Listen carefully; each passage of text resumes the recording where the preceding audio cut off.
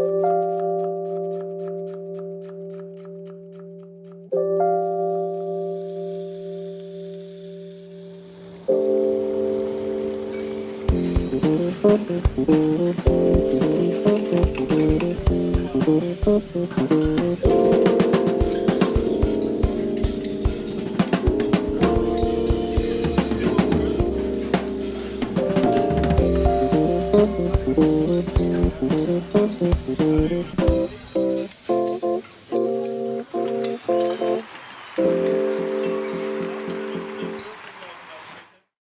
are talking about ice cream, chocolate, candy. Happy Halloween! Yeah, is Halloween canceled this year? Burrito. I mean, it kind of doesn't matter to us because we're not really trick-or-treating age anymore. I mean, I think you could dress up in your home. Why not? Yeah, but I want to cosplay. I want to hand bedroom. out candy. Okay, that's no. Okay, so today we're talking about chocolate tacos on the show with our friend Xenon from Happy Ending Chocolate, and he got famous from these chocolate tacos. Look this at that. One's a green tea raspberry. For pandemic provisions today, we are talking about our favorite Halloween candy, even though we've grown out of trick-or-treating. Mine is the Reese's Peanut Butter Cup, invented by the man Reese, who actually used to work for the Hershey Company, wanted to start his own business. He actually created it in his basement. So, hey, entrepreneurs out there, doesn't take much. Reese's is a huge company, and it started in his basement. Fun fact about Reese's, each cup actually has 5 grams of protein in it, which is the same as a handful of almonds. So if you feel guilty about it, don't, because you're getting protein. Break me off a piece of that Kit Kat bar. Anyway, it was named after the Kit Kat Club in London, and it was around for like the longest ever time. The actual first Kit Kat was actually a meat pie. Ew. And did you know that the Kit Kat is actually a product of the Hershey's and Nestle company? God, they own everything. So Hershey's, I think, distributes it in the U.S. or makes and distributes it in the U.S. and then Nestle for like other parts of the world. So good collaboration. Yeah. Yeah, I love it because in Japan and in Asia, they've got all these other flavored Kit Kats like green tea. Yes! I've never had them, but I've seen them. My super favorite's the wasabi Kit Kat. Yep. And you should try it. Get it for me. I want it. it. If I find some, I will. I totally will. I would like probably ditch my my clothes and my luggage and just like fill it up with like wasabi Kit Kat. I bet you International Marketplace has some like different kinds of Kit Kats there because they carry international candy there. But they've got like some really great flavors like I don't know, like mandarin orange and just strawberry. So it's not just like the Kit Kat that you know with like milk chocolate. Yeah. Well, speaking of flavors and bespoke flavors, last time we talked about bespoke flavors was with Val from Paradise City Creamery. Her ice cream is definitely bespoke flavors. Yeah. These are bespoke flavors. Green tea raspberry and all kinds of insaneness, coolness. We are talking with Xenon Mallari right now. All right, everybody. Today we are talking with a man who loves happy endings. And we're trying not to be too dirty there. Actually, I am trying to be not dirty. That kind. I am being dirty, Louie. But you can't be too dirty with chocolate. We're talking about Happy Ending Chocolate. We have Xenon Mallari with us, the owner of Happy Ending Chocolate. And he's also doing some fabulous ice cream tacos that you can get around town at the farmers markets. Used to be at the festivals when we actually had festivals. Hi, Xenon. How are you? Good. How are you guys? We're really good. Yeah, nice. Well, like us, you love chocolate. The difference is you're like completely obsessed with it. And that's okay. So, So how did that happen?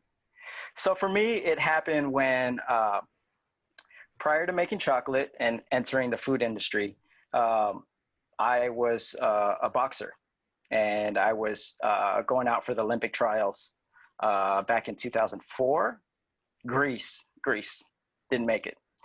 And so I was like, I got to start paying my bills. And I got into the food business by I opened BLT Burger at the Mirage, and while I was there, I was a bartender there, and during our opening training, we trained with the food and beverage.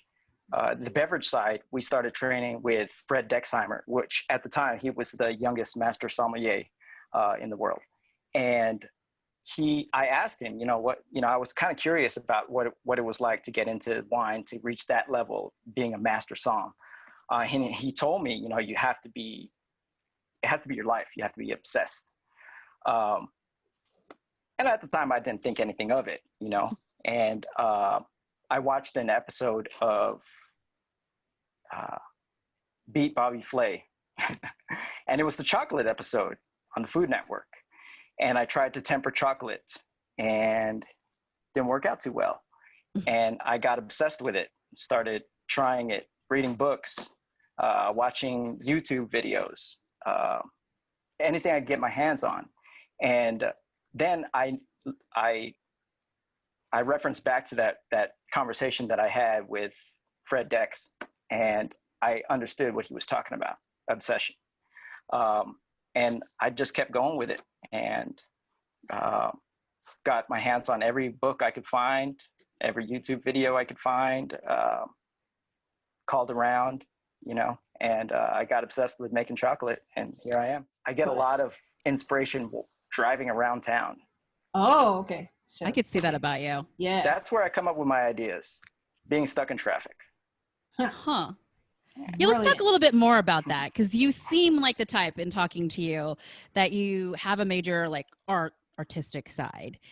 And how is it that you stay creative? So you drive around, you see things. I've actually looked at your Instagram, of course. I spied on it like I always do with people. And, I noticed that you were kind of taking pictures of the murals around downtown, like that kind of stuff. Is art a major thing for you when it comes to making chocolate? Art is a major thing for me. I grew up obsessed with or passionate about making comics or reading comics. And I thought, as a kid, as a child, that I was going to make comics, comic books as a kid, either as a writer or an artist. My uncle was a comic book artist. And, he taught me all the basics about anatomy and layouts of, comic book panels and things like that. And then I got obsessed with writing. I was a business major at UNLV, but I took all of the non-major, all my electives were screenwriting and storytelling and all that. And, I'm obsessed with, creating characters, creating flavors that tell a story, things like that. Yeah, so that's the major thing, Louie, about this Instagram account, is that he does these amazing pairings. We've been looking at them, Xenon. And you pair a comic book with an alcoholic or adult beverage. Yeah. And your taco, which we haven't talked about yet, the ice cream tacos. But how do you come up with these pairings? Does it have to do with, I noticed some color coordination there. There's some color coordination. But was there also what you're listening to, while you're making the chocolate, or, the comic book that you're reading at the time? How does that work with the three things that you put together? For me, it's all just kind of winging it. Yeah. A lot of the times I will make a flavor based on something that I have drank. If I like a wine or if I like a beer, and then I think of something to pair with it, especially if it's something unique, like some kind of weird Belgian sour with raspberries or whatever. Then I'm like, I have to make something to go with this. Yeah. Then I make the product, whether it's an ice cream taco or chocolate bonbon or a chocolate bar. And then I'll just snap something, as long as, the cover art goes good with the pictures.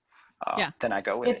It's another genre of storytelling. He's crossing really over his art influences with his own experiences and his food. Yes. And also, you notice we talked about a master somm, and we're talking about pairings. So this all kind of goes together, art and ice cream and chocolate, and pairing it all together, just like a chocolate sommelier. kind of. Right. Chocolate Som. It's a new thing now. We're going to call it Chocolate Som. So let's talk about those tacos, because I know that it kind of started because of Life is Beautiful. It did. And, Louie, you haven't gotten a chance to try them yet. They're like a Choco Taco, but just like take it to a whole nother level. Just like some of the pairings. I mean, a recent one was cookie butter, ice cream, and a swirl of bourbon caramel. So when we talk about liquor combinations. But how did this ice cream taco thing happen? How'd that come about? That started, well, like I said, we've been doing chocolate since 2007. Happy Ending Chocolate started in 2007. And one of our biggest client, our biggest wholesale customer is a Mothership Coffee. And they opened up their, I believe, their third location during Life is Beautiful at the Ferguson's in downtown, which was a crazy ordeal just to open something the weekend of Life is Beautiful. And they asked me to set up a table outside and sell chocolate. And I just didn't think it was the best idea, just because the weather and the crowd and, they're partying and doing whatever they're doing. And I didn't think they would just be into chocolate. So I said, give me some time. Let me come up with something else. And just the nostalgia of, a chocolate taco. And I was like, I think people will be into this. And that's the first, ice cream taco flavor that I made. It mimicked a chocolate taco. The original, yeah.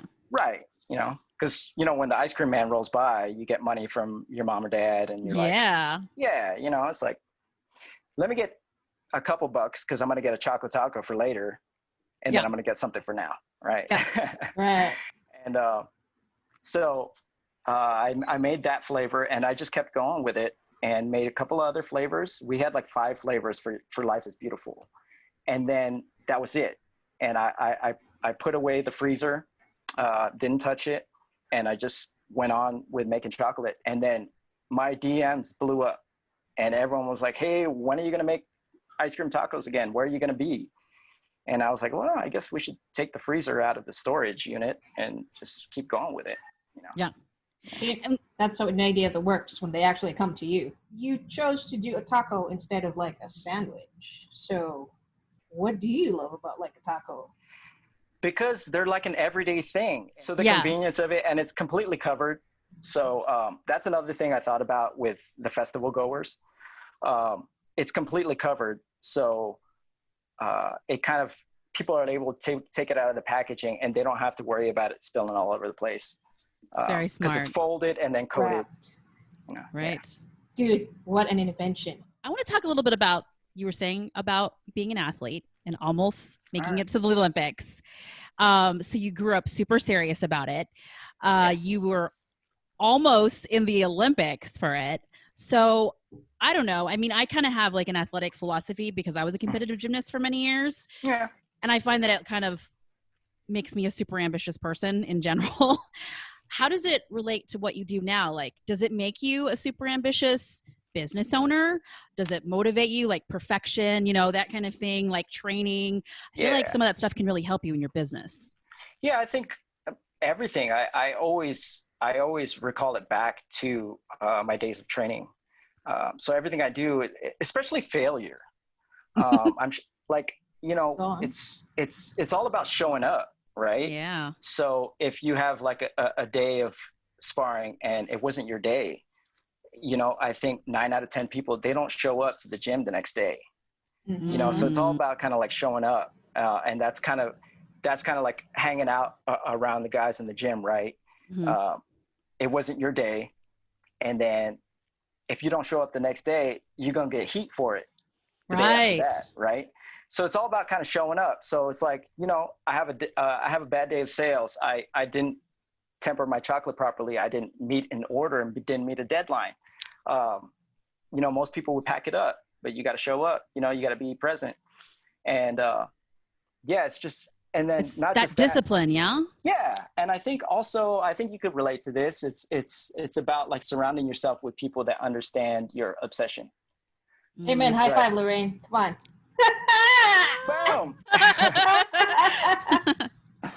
Yeah, I think it's about people who understand your obsession because I think I was telling you this earlier, Lorraine, like the death of Kobe, right? That kind of affected me a lot because it was that whole like Mamba mentality of being obsessed with things, right? And I was a Kobe hater. But his death, like it really affected me because he was the one that kind of showed everybody it's okay to be obsessed with something, right? Yeah. And you have to surround yourself with people who are like, you know, if you're losing it because you didn't, you know, you're a perfectionist as a gymnast, like you didn't land that flip or whatever it is, right? Yeah. And you're just beating yourself up about it. You have to surround yourself with people that get you. So what kind of tips can you give people, you know, that, you know, just like not the people that want to start a business, but just people that want to be better at chocolate at home, that want to be better at tempering? Like, what are some mistakes that you see all the time? And like, what are things that could really help them? Mostly just don't take shortcuts and really take the time to understand the science. So we're talking about like, if you're used to just being a home chef and cooking at home, and you kind of mess up on some kind of entree that you're making for the family, you just kind of cover it with a sauce, right? Or something like that. Or, you know, if you're rich, put truffles on it. So, caviar. Right, exactly. But as a pastry chef, I think it's important to like follow all the steps as far as like when you're going to add the fat, when you're going to add the sugar, and pay attention to the science behind it and the temperatures. Yeah, so like, if the recipe calls for adding the butter when the ganache is at 90 degrees, like don't mess with that, you know, like do it at that time. And just pay attention to the science and everything will, for the most part, be better. You know? Okay, quick question. What's the easiest type of chocolate to work with for beginners? Dark chocolate. So we're talking about couverture, right? So if you're making chocolate that you're going to make like bonbons and truffles with, you're going to be working with something called couverture, which is chocolate that has extra cocoa butter in it, so that it's easier to work with and play with. That's what couverture is. And then, you know, try to stay around like 65% cocoa content, and make sure that the temperature of the room that you're working in is 68 to 70 degrees. It makes a huge difference. You cold. You really cold. Close all your windows. Don't let any sunlight in. Yeah. We got to ask you, what's been your favorite pairing of all time so far? Because you've been doing this for a few years now. So what's your craziest, like, you feel like, dang, I nailed that? The first time that I put like speculoos and Biscoff cookies into an ice cream. Oh, yeah. And then I made, you know, just flat out cookie butter ice cream tacos. And I paired that up with just straight bourbon. I got a special edition bourbon over at Khoury's Fine Wine. Best bottle shop in town. They got great stuff. Yeah. They had a barrel select Blanton's bourbon that went just so great with the ice cream. And it was not even intentional. I was just wanted to enjoy the bourbon with some ice cream that I made, and it worked out. Magic. Let's move on to show and tell. So Xenon, what are you showing the class today? I decided to show the class this knife. Ooh! Whoa! Pretty. Tell us about it. It is artistic and multifunctional, huh? There you go. It is a Damascus knife, and it is hand forged. And the reason why I showed this is because I just kind of wanted to show that relationships really can be established on Instagram. So there's a friend of mine that, you know, when I first started Happy Ending's Instagram account, because I actually had Happy Ending like during MySpace. Old school. Yeah, right. I had a top 5 and everything. The kids are like, "What's MySpace?" Yeah. But when I first started, you know, Happy Ending on Instagram, I started following a knife maker, Mareko Maumasi. So, and he had like 11 followers, and so did I.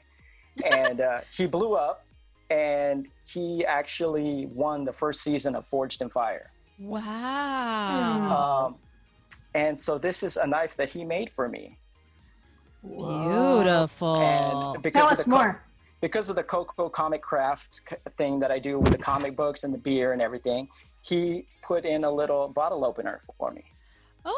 Oh, wow. That's so awesome. Beauty. And he names all of his patterns Creations. of his Damascus. Mhm. And this one is a Loki pattern.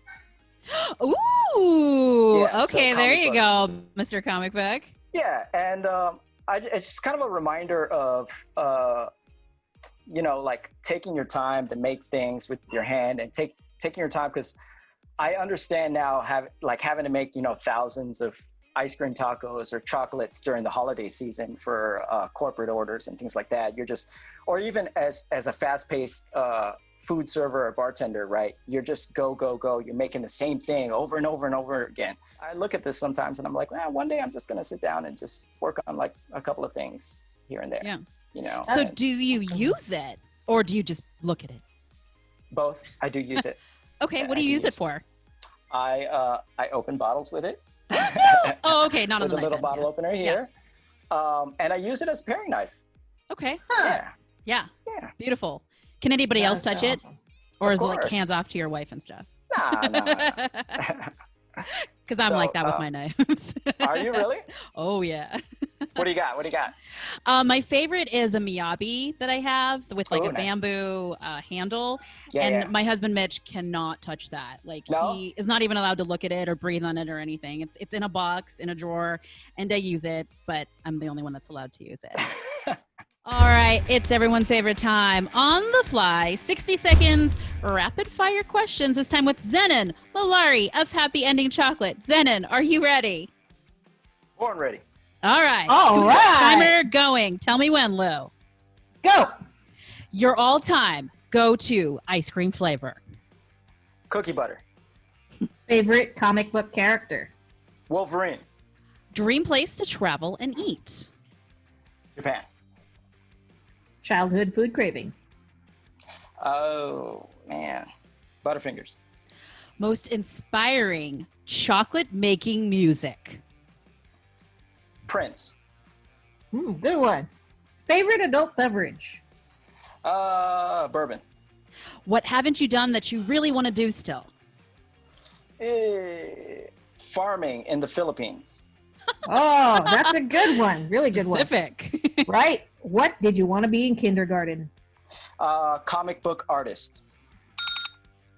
Wow. See? Did I get them all? This is what happens like when you get a competitor on 60 Seconds Rapid Did we Fire. do I know, the right? Family Feud? I mean, he literally made it down to the 1 second mark. He was like, knockout! Right? I watched Family Feud. All right, Xenon. Yeah. One more thing to do. Sell it for Happy Ending Chocolate. What do you want people to know? What's the word on the street? That kind of thing. We do next day delivery 7 days a week. We check out our site, happyendingchocolate.com. We also support other local small businesses. I'm all about that. I'm all about support local. Some people talk about it. Some people be about it. But I love to support other local businesses. So check us out, happyendingchocolate.com. Check us out around different farmers markets. See us on Instagram at Happy Ending Chocolate, and you will see where we're going to be popping up around town. Sometimes we pop up at bars, sometimes we pop up at coffee shops, and sometimes we pop up at farmers markets. So come check us out. Come say hi. Seriously, try it. The pistachio ice cream taco is my favorite so far, Xenon. I am a sucker for pistachio in general, but it's delicious. The shell is absolutely perfect. The frosting on top, the ganache is like insanely good.